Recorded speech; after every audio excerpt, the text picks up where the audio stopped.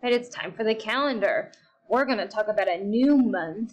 It starts with the letter D, and D sounds like D, D. It's called December. December 2020. We're going to count the days. Ready? Not very many. 1, 2. Good. 2. December 2 or 2nd. Say, where is number 2? Where is number 2?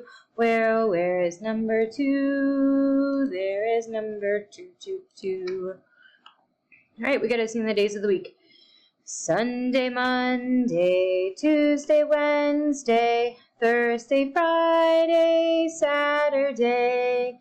Sunday, Monday, Tuesday, Wednesday, Thursday, Friday, Saturday. We're going to do our week. Sunday, Monday, Tuesday. It's Wednesday. December.